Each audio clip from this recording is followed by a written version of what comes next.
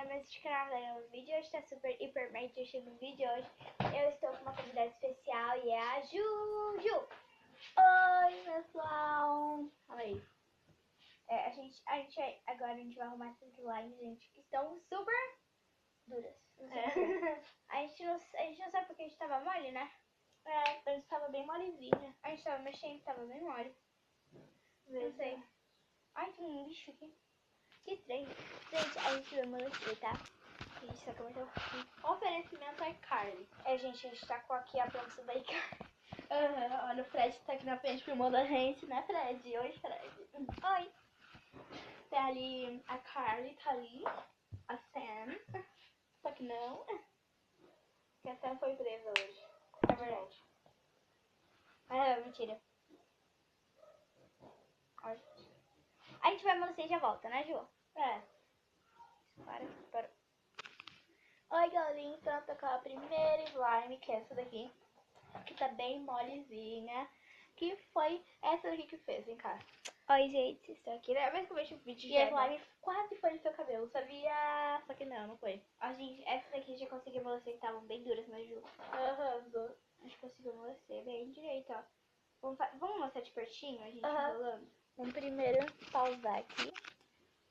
Gente, então Calma aí. a gente vai fazer aqui. Eu vou fazer e vou mostrar pra vocês depois. Gente, enrolei bem bastante, ficou bem bonitinho. Gente, tá muito fofo.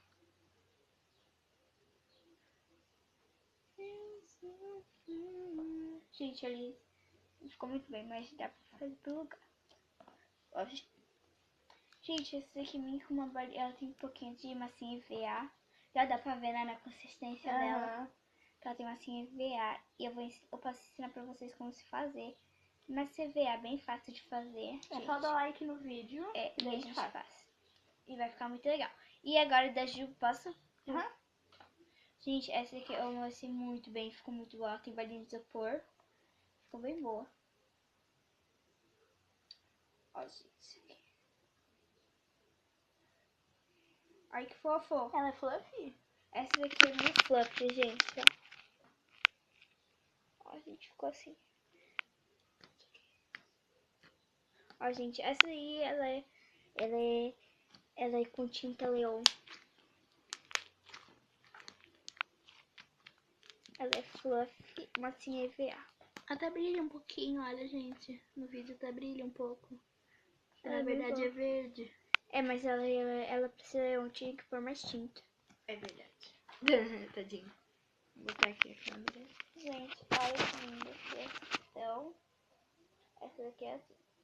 Ó, gente, ela tá meio clear. Dá pra vocês verem nela, né, Ju? Tá, ó, gente, se vocês gostarem de vídeo assim, vocês dão like e comenta. Quero mais vídeo.